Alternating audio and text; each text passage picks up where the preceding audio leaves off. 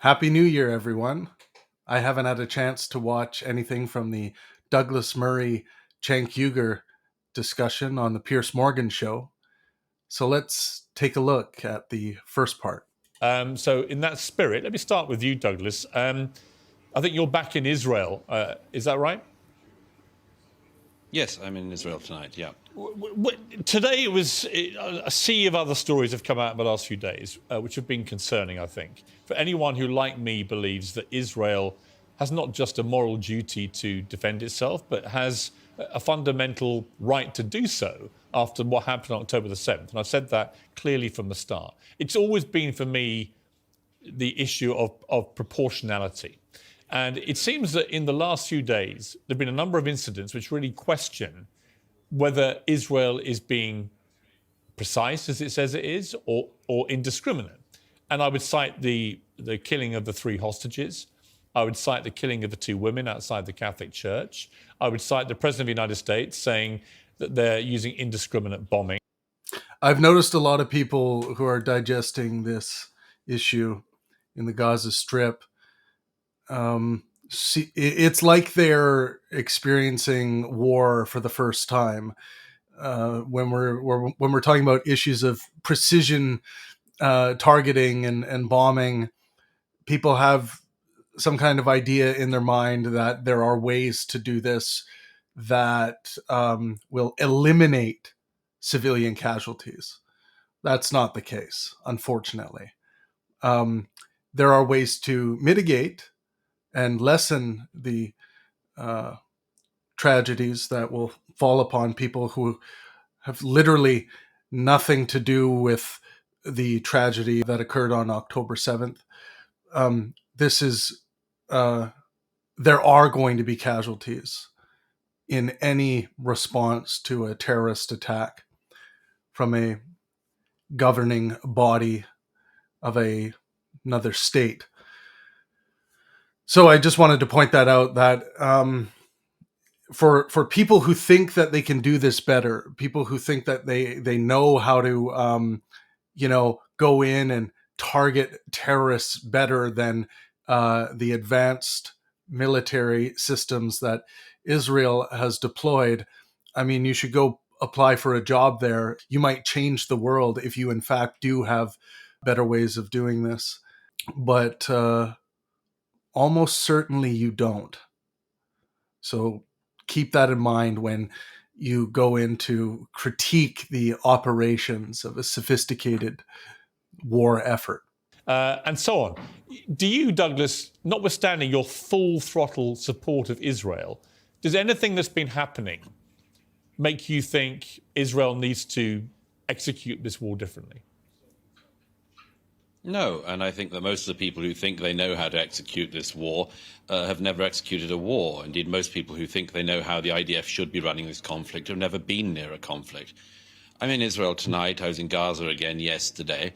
And the examples that you give, by the way, Piers, I don't see why they show any need to prosecute the war itself differently. I mean, just to take one of them, the first example you give, the absolutely tragic, awful shooting of these 3 hostages as they were coming out. But, you know, some of the spin that's been put on that in the world, apart from the glee, of course, that Israel's enemies can't help expressing, some of the spin on that is almost as if it shows the IDF is sort of so brutal that it even kills Hamas hostages who are Israeli.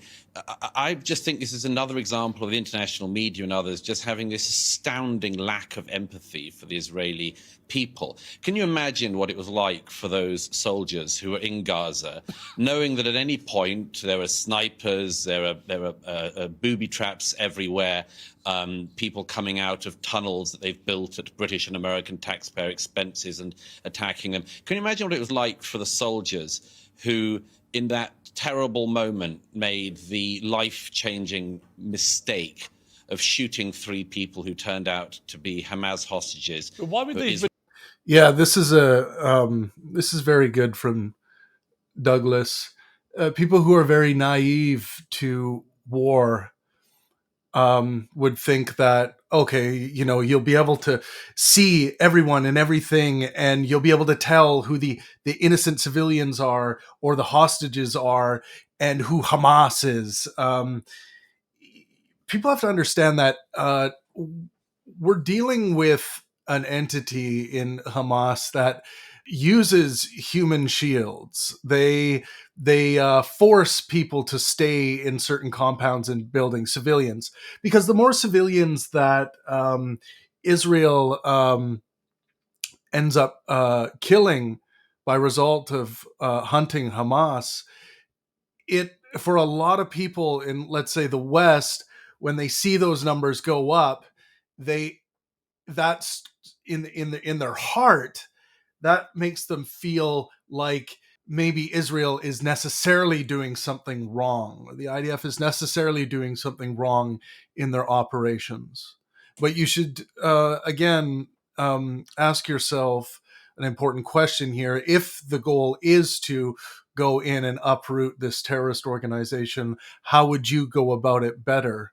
Is it the fact that you have this brilliant insight as to how this can be done to achieve the goal with less civilian casualties, or is it the fact that you don't understand the particulars of this operation? It's more likely that you don't understand the particulars, right?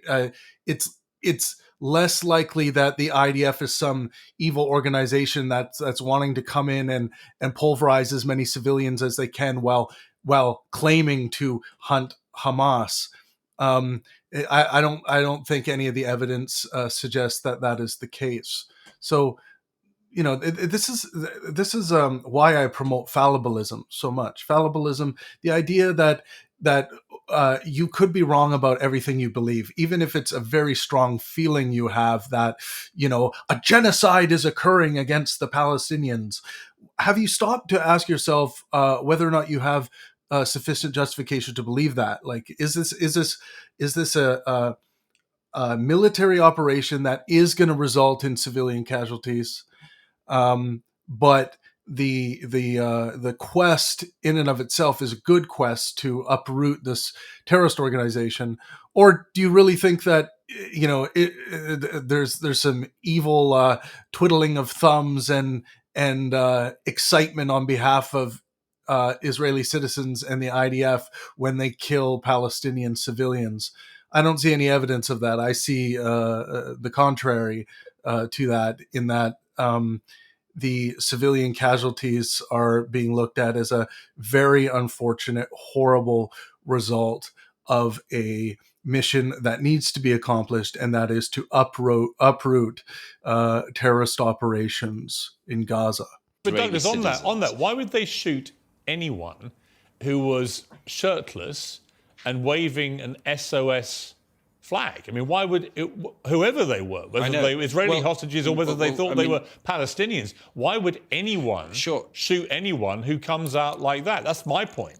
That'll be a matter for the inquiry into it. But look, it's hardly as if they'd have wanted to have done that. What this demonstrates is, in this incredibly close conflict in a heavily built-up area, with people coming out from all sides, firing, shooting, detonating, people make mistakes. Of course they do. That's just a human reality of war, horrible as it is. I don't think it shows in any way that Israel is prosecuting this war wrongly. As for the main issue of the war, the main issue of the war is to destroy Hamas. No Israeli of left or right or center believes anymore after October the 7th they can live beside Hamas. Hamas has been given the statelet of Gaza. It was given it in 2006, voted in, then killed their fellow Palestinians in a coup, killed Fatah rivals, and they've run the Gaza for almost 18 years now. And they've produced a new generation of people whose main aim in life, it seems, according to their textbooks and their classes, is to regard Jews as enemies who should be killed. This is just an unbelievable waste, a waste of life on every side. But apart from anything else, a waste of those Palestinian lives, of children who grew up under Hamas's rule, if you can call it that, who have been indoctrinated into becoming sociopaths by a psychopathic terror organization, Hamas. All right, Cenk, you've been listening to that.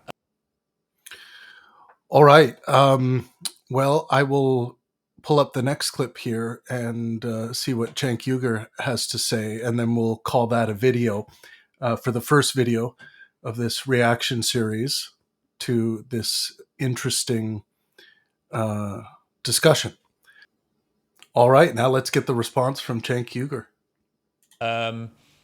Is there anything that Douglas said that you agree with?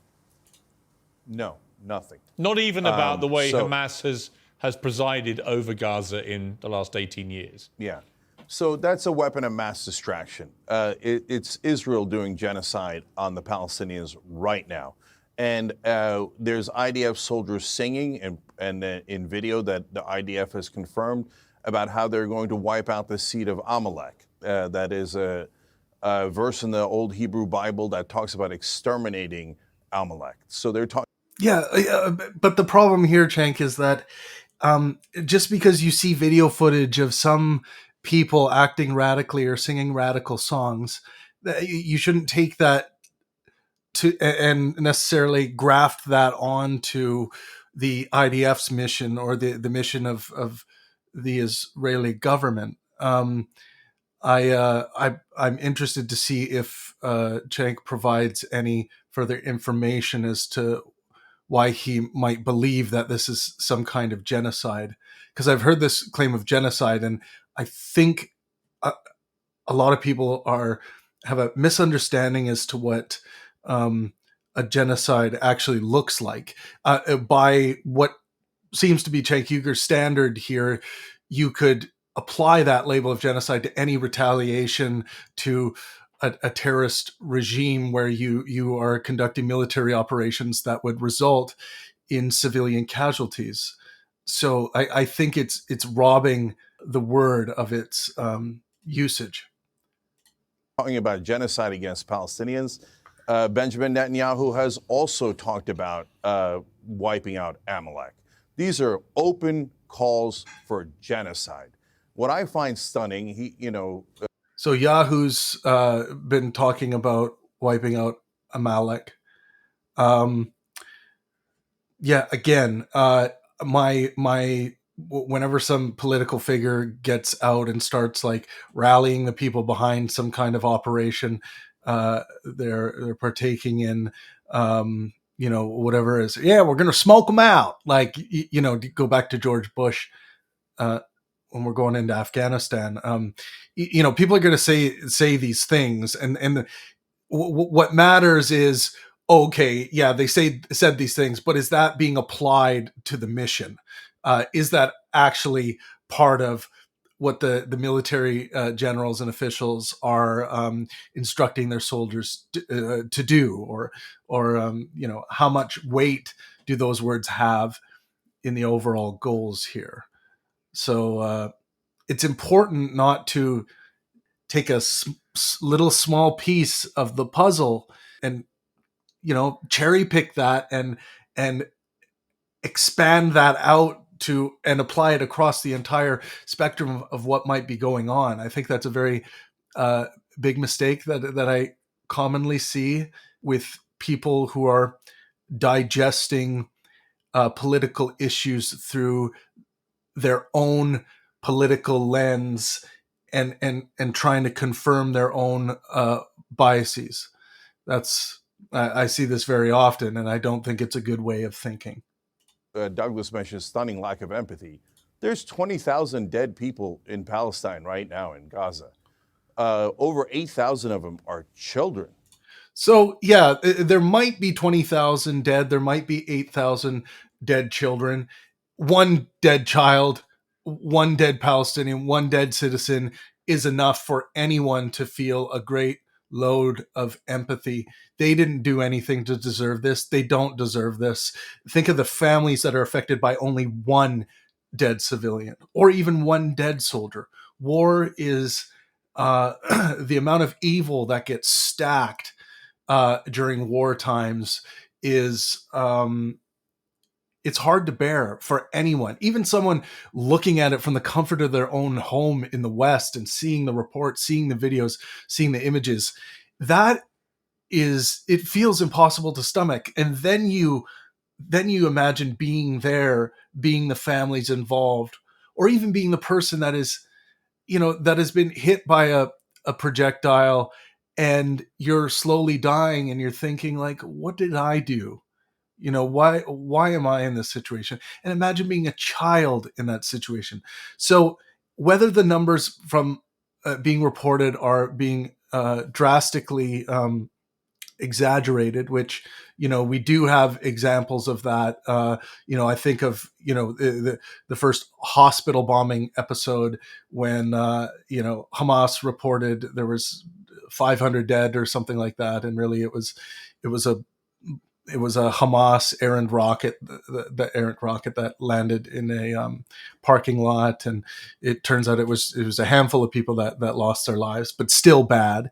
But yes, everyone should remember to extend their sympathies and empathies to the family, citizens, everyone involved who is going through tragic times, and that includes Palestinians. And for me, as a moral well-beingist, I feel that also for these people who have been raised to be hateful, have been raised to be terrorists. I feel for them. In a perfect situation, I would not want them to die. I would want them to pay for their crime. I don't believe in the death penalty. If there was a way that I could, snap my fingers and have them behind bars so that they could go through a trial, and which is something I believe in. Everyone should be granted that. And I know that there's different value systems around the world that deal with crimes differently, but my empathy and my sympathy, my feelings are not lost on those who have grown up under the circumstances that have essentially forced them to become monsters. When 36 Israeli children were killed by Hamas, the world cried out, and I was brokenhearted over it. 36 poor kids dead in Israel. Now there's over... Whoa, 36 poor kids killed in Israel. The world did not cry out. This was a very split attitude towards what was going on, and we started seeing pro-Hamas protests. So I think again, Cenk is overlooking some important things here. That statement alone is a grand statement on the world's reaction to what happened, and I think that is a very dubious claim. 8,000 dead kids in Gaza. You want to talk about a stunning lack of empathy. 6,400 women. Oh, and by the way, like he's talking about he's really putting some emphasis on the numbers, right? And again, any number is staggering here, right? But Cenk, he has a problem with correcting himself, and if these numbers are shown to be incorrect, I wonder if he will go back and correct himself, because I have challenged him many times on different platforms and on Twitter with that initial hospital bombing. Even after all of that, what is almost certainly the correct information came out, Cenk Uygur did not delete his tweet accusing the IDF of slaughtering 500 hospital patients. That was the attitude, and I think to this day he still has the tweet up. So if you do go to his Twitter, challenge him, see if he'll take down the disinformation. I mean, at this point, it's disinformation, because he's got to know that is false information at this point. But maybe he doesn't believe that. So then then it would be misinformation, I suppose. Slaughtered in Gaza. You want to talk about terrorism? They're dropping unguided bombs, 2,000-pound bombs. Every one of those bombs is an act of terrorism, and the stunning lack of empathy towards Palestinian lives is disgusting. But I want to be clear, it is not shared by all Israelis. The dad of one of the So again, an act of terrorism. There was an act of terrorism on October 7th, and then this country responds by going in, and they're going to uh, uproot the evil, the terrorists that were responsible. So again, I think these terms, Cenk Uygur's using these very loosely, and they're kind of being robbed of their common usage, or most understood usage, to call what they're doing terrorism. The objective here is to find those responsible for terrorism. The objective for the terrorists on October 7th, Hamas, their objective was to kill as many civilians and take as many hostages as they could. So intentions matter there. So to call this terrorism, I think, again, I think it's just a misunderstanding, misuse, or bout of disinformation or political theater, whatever you want to call it. I think it's just blatantly incorrect. Hostages who was killed went on Israeli television and said, "Stop killing them." And he didn't mean the hostages. He meant the Palestinians. All right, but Jake, let me just jump in. But before I go back to Douglas' response to this. Let me reply to that, Piers. Yeah, I will let you reply to that. On this issue of genocide, do you accept, though, that Hamas's whole... By the way, I want to give a quick shout out to Piers Morgan. I think this is a great program he's running, and from what I can tell, he's not doing like what I've seen from, like, let's say Fox News in the past, where he puts these guys together and they're going back and forth to each other, and so they're, what I'm seeing so far is a good faith, helpful interaction here, which I think, for me, is a minimum requirement for a fruitful dialectic. And it's good that Piers is there to keep this in check. I do like this format. I like what I'm seeing here. Whole raison d'etre when it comes to Israel is genocide. They want to eradicate Israel and kill as many Jews as they can. I mean, they've made no secret of this. Yeah. So this is really important. So I have no sympathy for Hamas. So I'm not interested in defending Hamas. I think that's nothing but a distraction, because right now they're not fighting Hamas. They're just killing Palestinian civilians. Well, they're also killing Hamas terrorists. They are. I mean, they're killing thousands of them. Yeah, they're not fighting Hamas. Come on, man. Hamas is still indiscriminately firing rockets towards Israel. So, yeah, if it wasn't for the great missile defense system that Israel has, how many deaths do you think would be happening? Obviously, the military operations, I think, would be different from on the side of Israel. It would be much more probably much quicker and more brutal in the attempt. But yeah, I don't know what Cenk's talking about here. Barely. No, wait a minute. Barely. But let's go to your main point, okay? So the main point is, well, Hamas threatens X, Y, and Z and has killed 1,200 people on October 7th. So that is why we have to all worry about what Hamas might do in regards to trying to... Hold on, let me finish the point. Let me finish the point. And what they might do if they had infinite power, the kind of power that Israel has. Meanwhile, Israel is actually doing the genocide, is actually preventing a Palestinian state and saying you are not allowed to exist. Whoa, preventing a Palestinian state? Come on, man. I forget what year. It might have been the year I graduated, 2005. But wasn't the Palestinian state given to the Palestinian citizens? I could be wrong about that, but I'm sure Douglas is going to respond with something like that. And if you dare try to exist, we'll kill 20,000 of your children and women. All right, Douglas, respond to that. Yeah, and this idea that like somehow there's a problem from an Israeli perspective, that there's a problem with uh, Palestinians existing. Um, I mean, a lot of Palestinians cross over to do their work in Israel to make a living.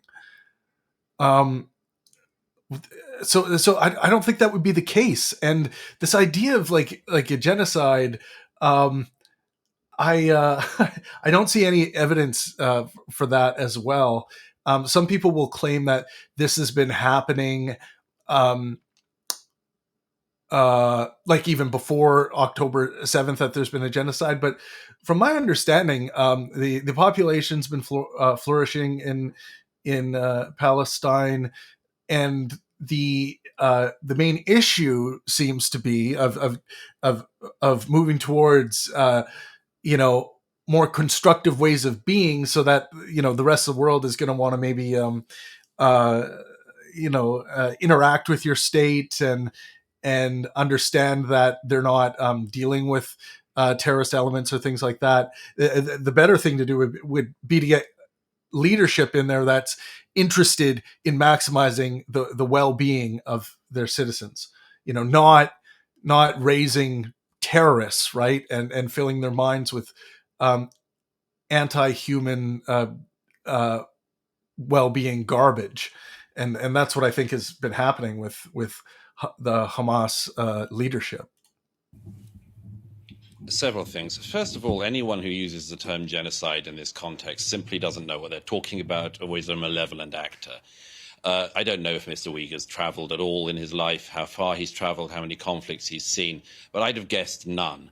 And you clearly know nothing about this particular conflict, and you've obviously seen none of it. The genocide that you describe is such a smear and a libel against the Jewish state. If Israel wanted to commit genocide, I'm sure it could, but it doesn't. It doesn't remotely want to. And people like you and other pro-Palestinian propagandists have spent years claiming that Israel is committing genocide in the Gaza. By the way, the weirdest thing about this claim is that the population of the Gaza has grown by 1 million in the last 15 or so years. So if Israel was trying to carry out a genocide, it's either the worst perpetrator of genocide ever or uniquely poor at performing that task. I think Douglas Murray could do better for his cause if he stayed away from the, delivering the shots, the personal attacks. Leave that to other people to engage in that kind of bad faith behavior. I'm a fan of focusing on the issues, the arguments, the ideas themselves. None of the stats support that ridiculous claim. It's such a weird smear and a libel of Israel. Secondly, of course, you've just rattled off Hamas figures, as everyone of your kind always does. Thirdly, you said that the world cried. A world cried. You said the people like you who cover for the Palestinian extremists. Thirdly, what do you mean, my kind?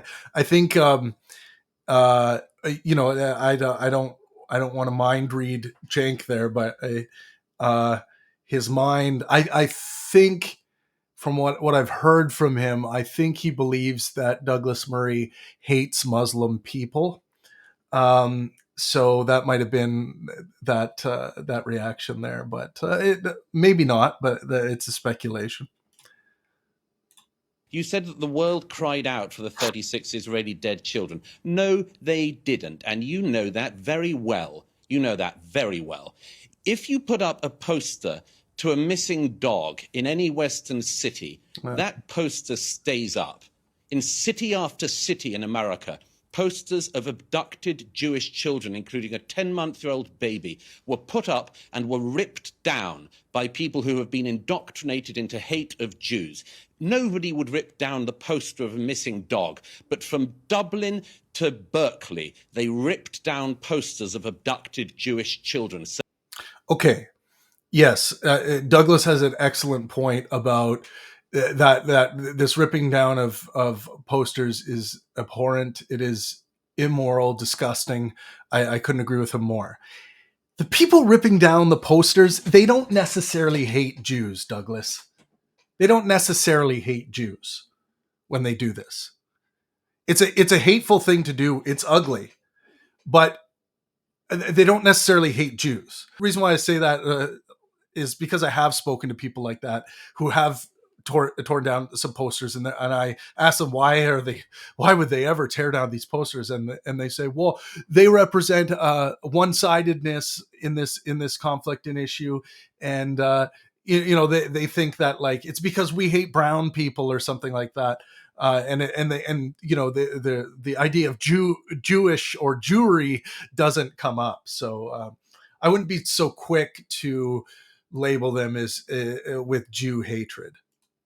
So no, I don't think there was Douglas, very much care for that around the world. Let me put this to you, Douglas. Let me make two other very quick points. Firstly, you said what Hamas might do, as if it was some kind of hypothetical. Hamas showed what they do, what they want to do. It showed it on October the 7th, and its leadership, as I'm sure you very well know, said that they would like to repeat that again and again until they have got rid of every Jew. So I don't know. I would trust Hamas's word on that rather than your interpretation of what you think they mean when they say that, and your generous interpretation of what you think that means. And finally, as for preventing a Palestinian state, it is nonsense that the Israelis have prevented a Palestinian state. They gave the Gazans a Palestinian state in 2005. They gave them a Palestinian state in 2005 when every Jewish person was ripped from their homes in the Gaza by IDF soldiers. And the Palestinian people... Why is Cenk shaking his head there? Does he disagree with that? That they didn't give them the Palestinian state? Given a state. And what did they do? They voted in Hamas, who then killed their fellow Palestinians, never had another election, and used all the billions of dollars of taxpayer funds from the US, UK, and Europe to build terror tunnels and to enrich themselves so they could live the life of luxury in Qatar. Again and again, the reason there is not a Palestinian state is because the Palestinian leadership doesn't want one. Okay, Douglas, didn't want one in 1947. It preferred war, and it doesn't want one now. Okay, yeah. I mean, I think Douglas Murray was really on point in this first part. Let me know what you guys thought of this clip in the comment section below. Please drop a like if you enjoyed. Consider subscribing, and I'll see you next time.